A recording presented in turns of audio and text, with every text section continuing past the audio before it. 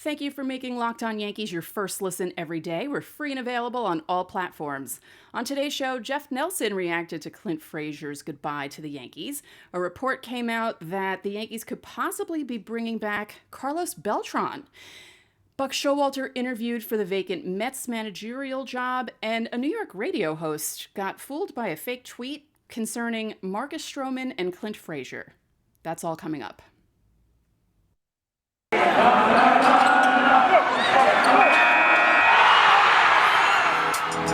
You are Locked On Yankees, your daily New York Yankees podcast. Part of the Locked On Podcast Network, your team every day.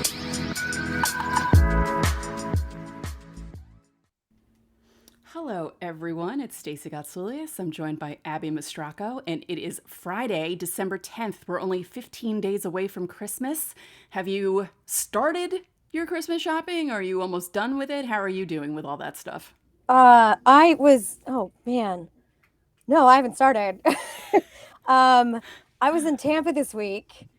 It was in Yankees land, but not for baseball, for hockey. And then I came back and I had other hockey work to do. So and looking at my schedule next week, it's a lot of hockey games still. And it's just it creeps up on me every year, man. And it's going to be kind of chaotic. I have to go from California, where I'm seeing all my family, to Minnesota for the Winter Classic. And that's, how do I pack for 65-degree weather and then 5-degree weather and include Christmas presents in my suitcase? I haven't even thought about it yet. You just stress me out. I'm sorry. I only asked because, not that I'm completely finished, but I have my mom and my brother mostly done. No, my brother's all done. I got him a bunch of things. He's not going to watch this, related to the bike, to the Peloton. So that'll be good for him. And got a couple things from my mom. Need to get a couple more.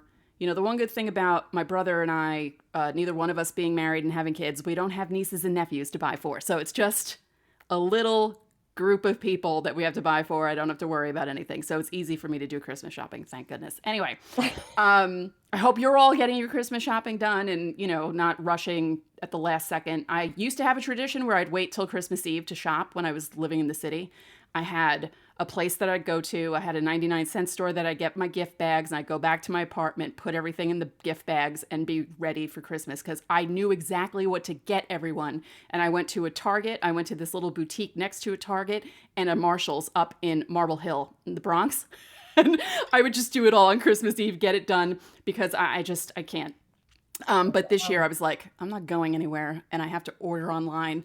So just to make sure that things got here, that's how I did it. So I will be in Folsom, California, visiting my parents, my grandmother, my Nana, as I call her. She will be there. My cousins. I don't know if my brother's coming. There's going to be a lot of people. And I do have two little girls. My best friend growing up, she has two little daughters, Avery and Addison. And when I was out of work last summer, I babysat Avery. So I do buy Avery little gifts. And I kind of just when I see things that she likes, which is anything girly right now, it's princess, unicorns, rainbow sparkle pink. Right. Or unicorns, as she calls it. I love it. Unicorns. Yeah. I will just grab it. So whenever I'm out, when I see something that's rainbow sparkly unicorn, I'll grab it. So I do have looking at my desk right now, I have a little pile of things that I've just bought for Avery over the last few months. So I guess maybe I don't need to buy her anything else. Yeah. I don't even know who's going to be there. Everyone who's watching and listening, the Yankees sent out an email earlier for 9 games for $90. It's some sort of holiday package that they have. I didn't look at the actual package, but 9 games, $90, it's actually not really bad. Before we get into everything else, you can listen to the show in Apple, Google, Odyssey, Spotify, Stitcher. You can watch us on YouTube and subscribe. We're 4 subscribers away from 666. So let's do that this weekend so I can take a screenshot and be proud of that. And if you have a smart device, either in your car or in your house, you can tell it to play podcast Locked On Yankees. So the first thing we're discussing, now I know I discussed Clint Frazier on yesterday's show, but more stuff happened last night because Jeff Nelson, former Yankee and current podcast host, decided to jump into the fray. And Oh God, Sure did, Stacy. I He sure did. I love when this stuff happens. Okay, so if you did not listen to yesterday's show, Clint Frazier basically tweeted a few things about being happy to be a Cub, not having to shave, the cool uniforms, and then some guy quote tweeted him and said, I'm so glad that this guy is not a Yankee anymore. And Clint Frazier responded with, so am I, with 4 rolling laughy emojis. So, yes, Clint Frazier is happy to be gone. So, after the uniform tweet, Jeff Nelson decided 2 days later? Yes, because Clint Frazier tweeted this on the 7th, and Jeff Nelson woke up last night and decided, hey, I'm going to respond to this. And he said to Clint Frazier, here is something for you. You can talk the talk, but you have not walked the walk. Love the confidence, but you have to do something on the field. And then someone else said something, and now I lost the tweet, but Jeff Nelson told that person to screw off because the person was kind of defending Clint Frazier. And I saw that. I found that so amusing. And we got tagged in tweets from a listener, did, Ruben. yeah. Hi, Ruben. We're giving you our thoughts now. Yeah, which I was going to talk about this anyway, but when I saw him tag us, I thought that was funny. But what do you think about this? Well, look, I see it both ways. Because now I'm a little bit older than Clint Frazier, and I've worked in sports for a little while. And Jeff Nelson came from a different era. Mm-hmm. He came from an era where you put up or you shut up. You let your play do the talking, or you let the veterans do the talking. And there was sort of a chain of command in each clubhouse. Not to say that doesn't still exist, because leadership is very important, and there is still somewhat of like a pecking order in each clubhouse, but it's a different era now, and this is how guys express themselves. Like, these kids grew up on social media. Clint Frazier grew up looking like, posting his every thought probably on Facebook. Like, I know sometimes I look back on my like early days in Facebook and I cringe, and I'm like, did every thought really need to get posted to like my 90 friends from college that I had? Like, why was I posting about what I ate for breakfast that morning, or like, that there was no traffic going to school? Like, I don't know. Like, these kids grew up posting their every thoughts, tweeting their every thoughts. This is how they express themselves. And Clint Frazier's really never been afraid to express himself and talk about how he feels, whether that is, in person to the media. I've always found him to be very candid. And I know that there is sort of a perception that you shouldn't do these things unless you have accomplished something. And look, Jeff Nelson came from the dynasty days when there was that was a really special clubhouse to play in. There was such a tremendous level of respect, but this is so different now. This is sort of par for the course with a lot of these kids. I mean, look at now, he's in a clubhouse with Marcus Stroman, who we'll talk about a little bit later, but like, they're not afraid to talk. They're not afraid to express their feelings. And obviously Clint Frazier had sort of a rough ride in New York. It's not easy to play here, as we've discussed. It's definitely a lot easier in Chicago. Javi Baez said nobody ever booed him in Chicago. So we're all hoping a change of scenery does Clint well. He's healthy. I just think that maybe we're seeing sort of like the generational disconnect. Right. And I thought it was funny. I mentioned on yesterday's show that Cece was talking about it. And basically his complaint was that there's too much coverage about Clint Frazier leaving. And I think if the lockout wasn't happening, it wouldn't be as bad, because there's nothing else to cover. But when you Google Yankees and you put it in, the first 6 things you see is about Clint Frazier, because there's nothing happening. Yeah, that's a good point. It's also just he was a top prospect, and they put a lot of resources in, and they invest a lot into top prospects. And when they don't pan out, there's always something. A lot of fans tend to blame the prospect because, God forbid, they blame this like historic organization. I guess maybe they blame, like, Mets fans will blame the Mets. Angel fans definitely blame the Angels these days. Mike Trout seems to be sort of like the outlier, but with the Yankees, they don't want to say that the baby bombers were what made this team successful a few years that was where the renaissance came from a few years ago, was player development. Well, you know what though? This team has some cracks in their player development foundation, because look at Andujar and Torres. Maybe Right. they're not the best organization at developing talent. It didn't work out with Clint Frazier for several reasons. And, he's moving on. And I don't think it would have been as big of a deal if he wasn't such a highly regarded prospect. Right. These are the guys that are supposed to come through. These are the guys that you have so much hope for. And when they don't match that promise, you start looking at them and thinking, why? What did you do wrong? And maybe all about them. Maybe sometimes it's the organization's fault, and the player just, maybe the organization missed, but maybe sometimes you look at both their faults. I don't know. Right. Two things can be true. Clint Frazier didn't work out in New York, and he's maybe not the type of player to play in New York, and he needs a change of scenery. And the Yankees have had some struggled to develop talent, and Clint Frazier didn't really develop the way he thought as a result of that. I think all those things can be true. Yep. Yeah. I just, I mean, I love, I love listening to R2C2 just because I'm kind of jealous of the fact that CC can curse every other word.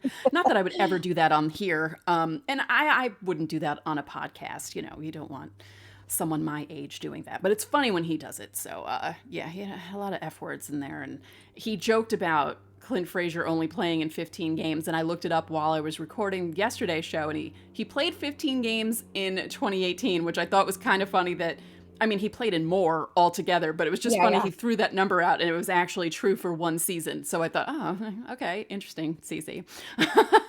Other stuff that's happening, we'll talk about in a moment. Like I said, Buck Showalter interviewing for the Mets job, which is interesting because I know Yankee fans were kind of clamoring for him when it was thought that maybe the Yankees were going to get rid of Boone and Carlos Beltran may have a place in the Yankees front office. But first, we need to talk about my favorite protein bar. It's time to talk about Built Bar. This holiday season, grab the protein bar that tastes like a candy bar, or even better than a candy bar. Built Bar is filled with so much holiday goodness, rich with decadent flavor, covered in chocolate, but amazingly low in calories, sugar, net carbs, and fat. It's just high in protein. It's the only thing it's high in, so you get the best of both worlds. It's delicious and healthy. Built Bar gives you extra fuel, and because it's the season of peace and love, don't bring up your favorite Built Bar flavor at family parties. People are so passionate about their favorite flavor, they'll fight for it and things could get out of hand. That's true. If someone tried to swipe one of my mint brownie Built Bars, I might slap their hand. You want to cozy up with something warm? Here's a holiday secret. Dip your Built Bar into, oh yes, a piping hot cup of cocoa.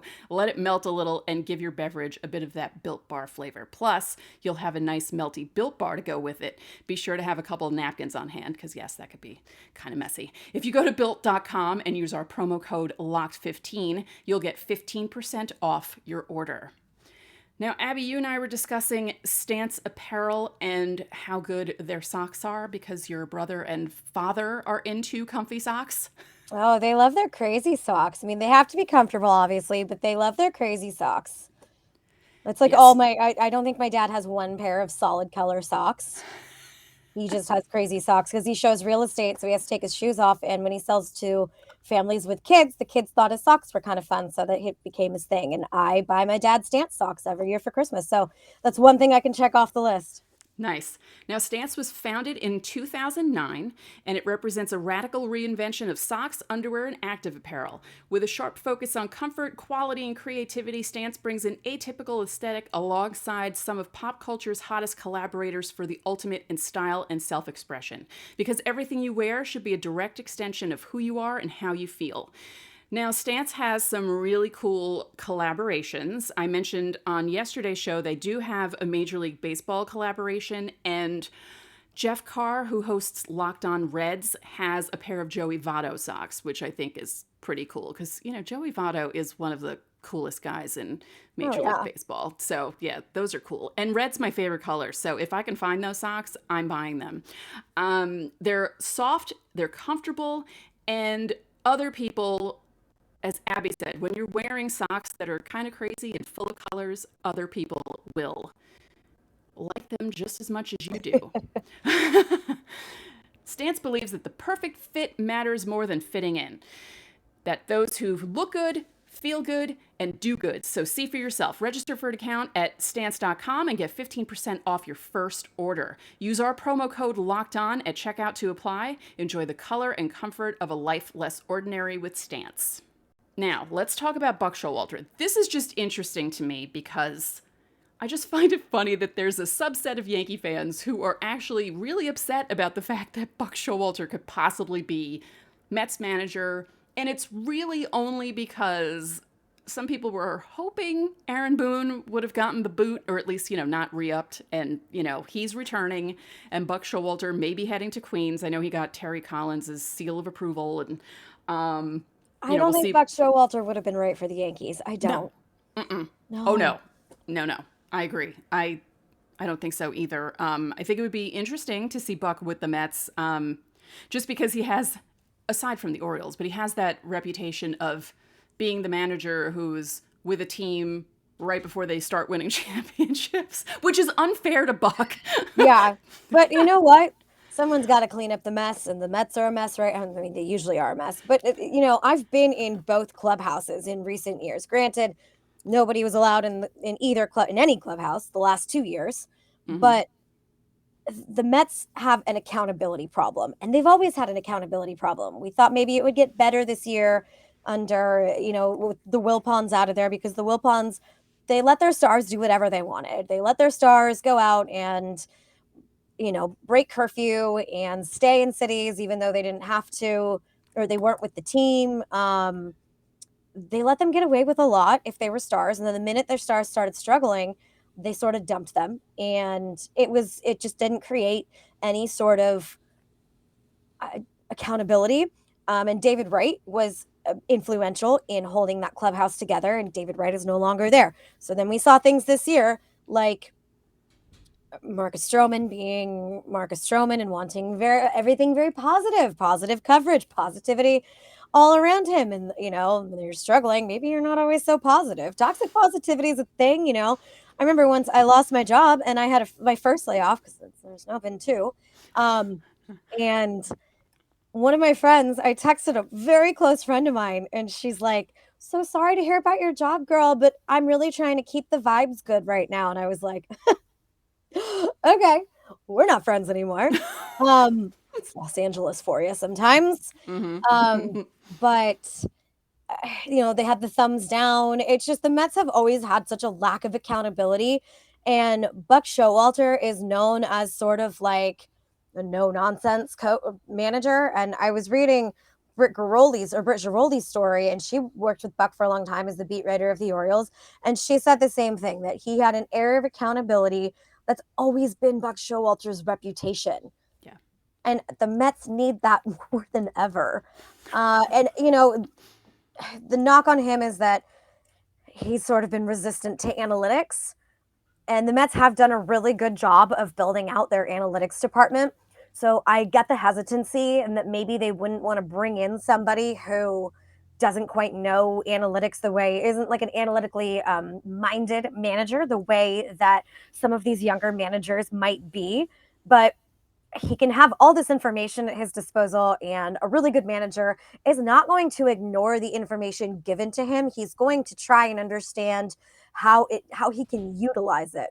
And the other thing that jumped out to me, you remember when Steve Cohen said, "I'm not big on people learning on my dime." Well, then why are you hiring another first-time manager like Luis Rojas, who I get was not hired by Steve Cohen, but you just fired a first-time manager. Right. So why are you going to try and bring in another one? Right. The Mets I wrote about this over the summer for Bleacher Report. The Mets need somebody who is going to prevent messes from being made. They need somebody with such a strong backbone and such a strong presence that the stuff that happened this year, nobody's going to get away with that kind of stuff, because it's not going to happen in the first place. They're going to prevent it from happening. Thumbs down, lying about clubhouse fights. And you even want to go even deeper into the front office. Well, why their GM got a DUI? Why does this keep happening to the Mets because of the culture? And Steve Cohen learned the hard way, you can't go in and change the culture overnight. So you hire somebody who is known to change the culture. The Yankees don't need the culture changed. What they need right now is, one, to stay healthy, two, some more pitching, and three, they need their player development to start hitting on some guys here. They don't need a manager who is. They don't need a manager like Buck. And had they let go of Boone, the Mets would have snapped Boone right up. Yeah. I don't know that Yankee fans. I know that some of them are probably going to tweet at me and be like, "He could have gone to Queens. We don't care." I think you would have actually cared if he had gone to Queens. Right. Oh, yeah, definitely. Now, the other bit of news, it wasn't really a report, it was more a tweet from Mark Healy about Carlos Beltran and how it's possible that the Yankees are considering bringing him back on board in some capacity. Could be front office, could be organizational, a coaching position in the organization. Personally, I love the move. I feel like, yes, Carlos Beltran was involved with the stuff with the Astros, but everyone else who was involved with the stuff with the Astros has come back with open arms and hasn't had an issue, and I don't see why he shouldn't come back. And, anyone who talks about Carlos Beltran talks about his baseball mind and how good he is at that sort of stuff. And I think having someone like him on board to help with some of the problems you were talking about in the organization, having him maybe in the lower levels and helping those kids out, I think it would be fantastic. So here's what I know about Carlos Beltran is that he's a really great communicator. I think the one thing that people are going to bring up in opposition to this move is that he railroaded people when it came to the sign stealing. Like there was that in Manfred's report that was released. Brian McCann asked him to stop, and he said no, which then put some of the younger guys in a weird position. I get that, but everybody that I've talked to about Carlos Beltran has said that he is really great at communicating with younger players, especially. And when he was on the Astros that year, I heard from a few people that he was almost sort of like an assistant coach because he would sit with guys, look at film with them. He communicates. He's a Spanish speaker, which it makes a big difference. It's very influential in a clubhouse, and in other levels of the organization as well. So if you're trying to work him into a player development role, yeah, he can go talk to some of these Dominican kids who are just learning Spanish and share his own experiences. And I know that he was the one player that was connected to this sign stealing investigation, which is maybe why he has not gotten another job again. However, Alex Cora and him were the quote unquote ringleaders. Alex Cora is back in Boston, and it's almost like nothing happened. And AJ Hinch is in Detroit. And I know that AJ Hinch, said he had destroyed the camera, I believe. I'm trying to remember back to that report. He, gosh, it feels like it was 5 years ago. It was not that long ago. I know. The way the pandemic really screws with our sense of time. AJ Hinch maybe didn't have the same. His acts weren't so egregious, I guess we could put it that way. Sure. But Alex Cora's managing. Alex Cora's back in the dugout in Boston. Like nothing ever happened. So this is really like a Boston thing. The Boston Bruins are trying to bring back Tuukka Rask and David Krejci, and it's like Boston maybe needs to have a different plan other than let's just keep running back the greatest hits here.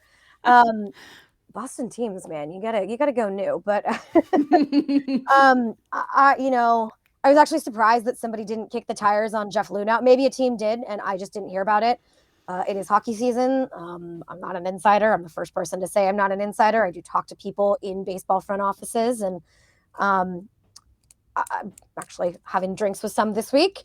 But I thought maybe Luhnow would have been a good fit for the Mets, and I thought that maybe they should have hired Jeff Luhnow and Carlos Beltran. That would have been something. Chaos, but it's also so Mets to think about something like that. Somebody had asked me if this rumor is true, do you think the Yankees are doing it to keep him away from the Mets, or are the Yankees grabbing scraps from the Mets? And I said no. The Mets have always sort of operated, at least with the Wilpons. Under the Wilpons, they sort of operated with the mindset of well, what would the Yankees do? How do we get the headlines away from the Yankees? Were the Yankees watching us? The Yankees don't operate with little brother in mind at all.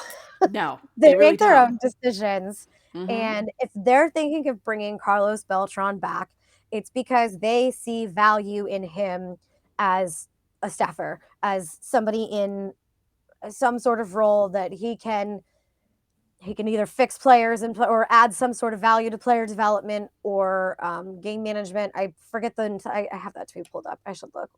What was in some board? So we don't even know what kind of capacity that they want to bring him in. But if the Yankees are looking to bring in Carlos Beltran, it's because they see everything else that we saw before his name was connected to the sign stealing scandal. They see that he's a really bright baseball mind, that he's very highly respected. He speaks Spanish and he's a great communicator.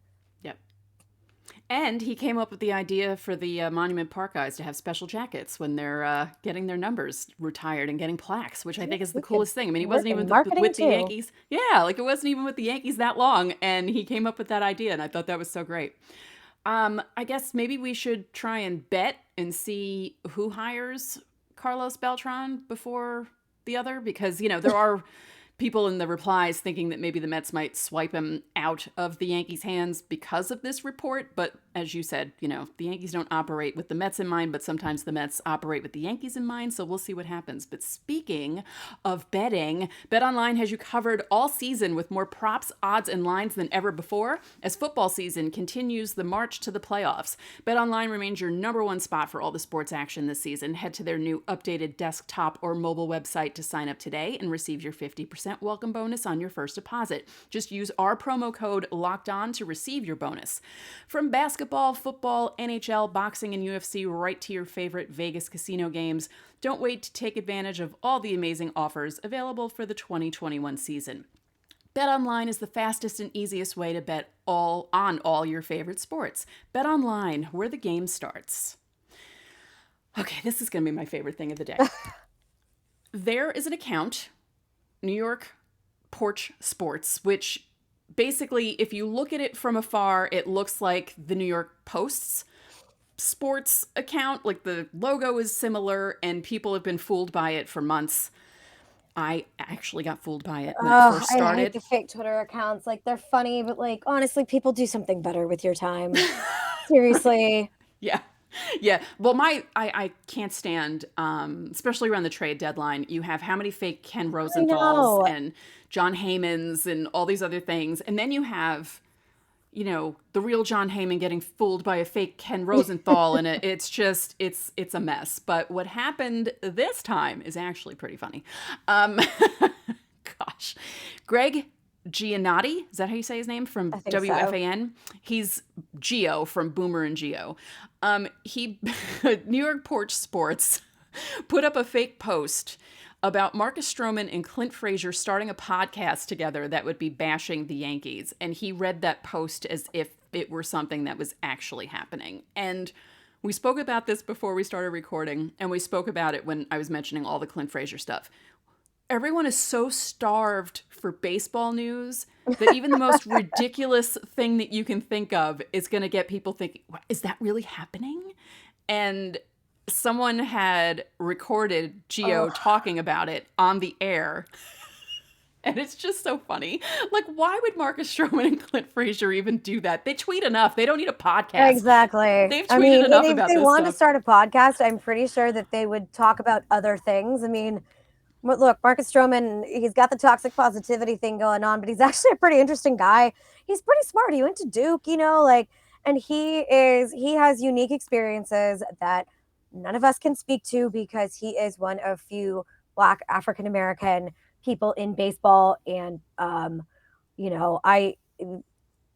we've talked about the Yankees' facial hair policy.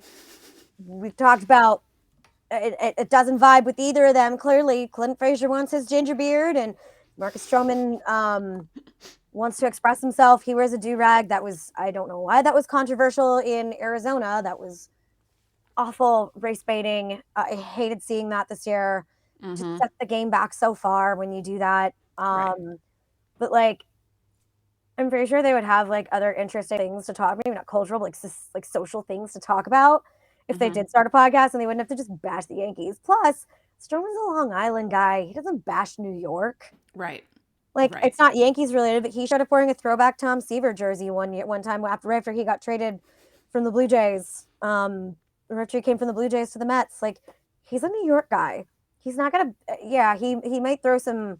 He might take some shots at the Yankees on Twitter, but I'm pretty sure if they had an entire podcast, it wouldn't. They'd run out of material pretty quickly if all Right. they're doing is just talking badly about the Yankees. And like, Right. you got to make sure that you're getting your information from the right source. Like, people Photoshop the blue check marks these days, and like, again, people out there who run fake accounts, I'm begging you, please do something better with your time.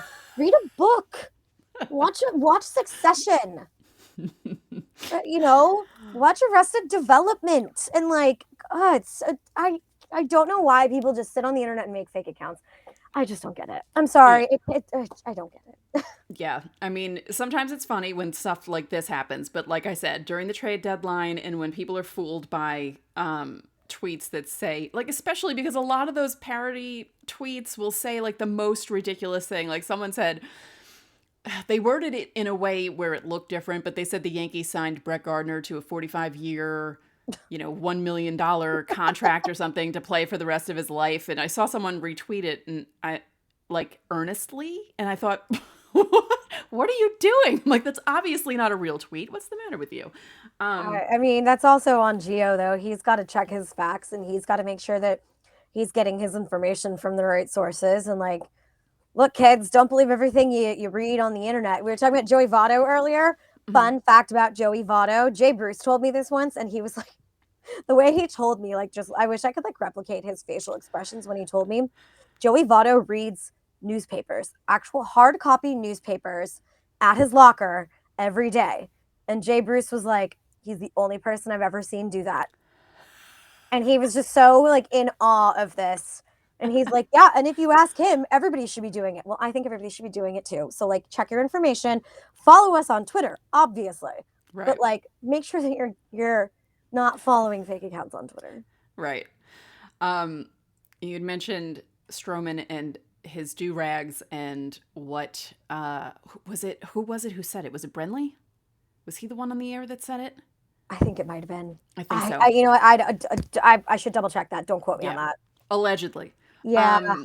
But my friend Shakia Taylor wrote an article where she broke down Marcus Stroman's appearances by do-rag color and how he did with certain colors. And I thought that was amazing. One, that she even came up with that idea. Two, that 538 published it. And it, took off. People were like, oh my God, this is so cool. And it is a really cool idea. Yeah. That's great. She's Yeah. awesome. Yeah, There's quite a few things that she's written, and I don't know how she comes up with her stuff either.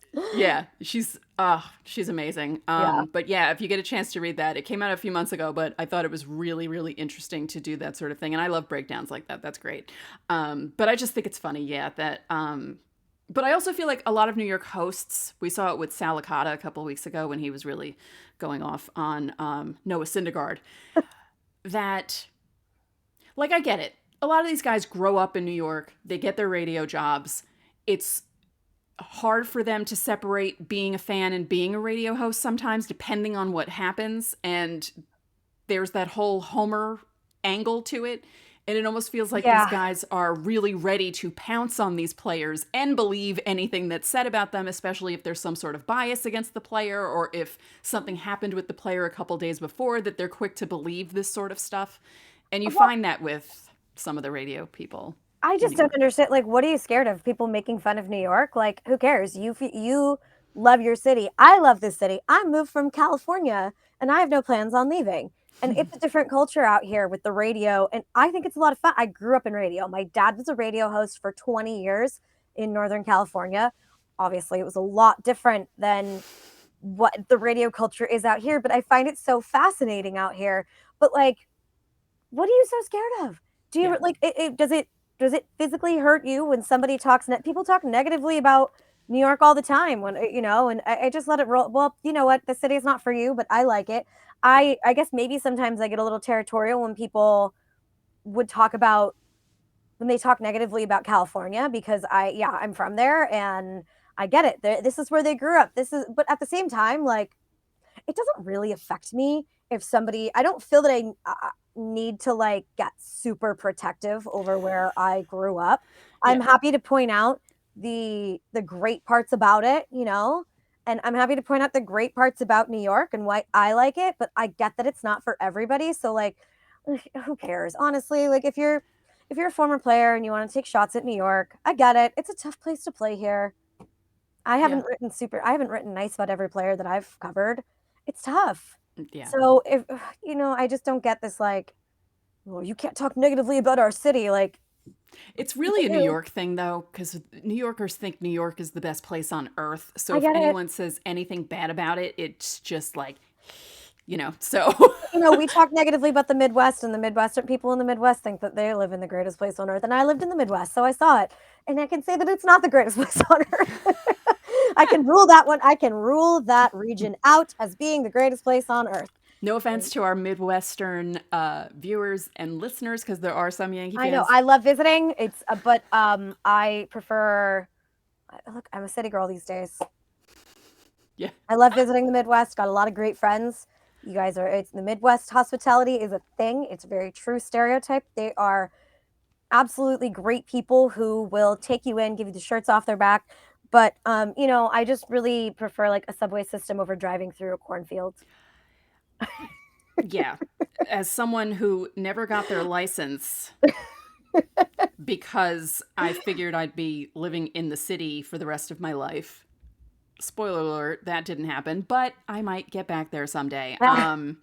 Yeah, I'm a subway person. One quick thing. The Yankees re-signed Rob Brantley to a minor league contract because those things can happen during the lockout, and that'll give them a left-handed bat and catching depth at AAA. So, all right, it's not totally dead for baseball. Yeah, the hot stove is Simmering? we have the minor league back burner like not quite lit yet. They're trying to light that back burner. They need a longer I don't know. Anybody got a match around here? The only thing that worries me is we're not hearing anything about anything. Like, no talks, no anything. And I don't know. Like, that's kind of I scary. assume some of it's going to pick back up over like after the holidays. Yeah, I hope that this is just because this would have been, well, the winter meetings, would they have been over by now, or would they still be happening? The Rule 5 draft happened yesterday? Yeah, they'd be over. Okay. Yeah. And that's when things would things actually happen sometimes at the winter meetings too. Like you would have, like the Giancarlo Stanton thing happened 4 years ago. I saw that in my Facebook memories. All it said was, "Bring me Giancarlo." That's all it said. And I was like, oh, yeah, okay. And hey, I'm happy with what they did. I think it's great. But we're going to go now because, it's getting late here. It's Friday night and, we have things to do. Like Abby needs to watch Succession. I need to work out on my Peloton, and hopefully what happened to Mr. Big won't happen to me. So yeah, it'll be, if people watch Sex and the City, they'll get that reference. Anyway, that is it for this episode of Locked On Yankees, which is part of the Locked On Podcast Network, your team every day. Abby and I would like to remind you that you can listen to this show in Apple Podcasts, Google Podcasts, Odyssey, Spotify, Stitcher, or anywhere else you get your podcasts. You can watch and subscribe to us on YouTube. Again, we're very close to 666, so subscribe. And when you get into your car, you can tell your smart device to play podcast Locked On Bets. Make your second listen of the day Locked On Bets, your daily one-stop shop for all your gambling needs. Locked On Bets is hosted by your boy Q, with expert analysis and insight from Lee Sterling. One more thing, if you could be so kind, please rate the podcast and spread the word about this podcast to your fellow Yankee fans. We'd really appreciate it. So enjoy your weekend, and we will talk to you all next week.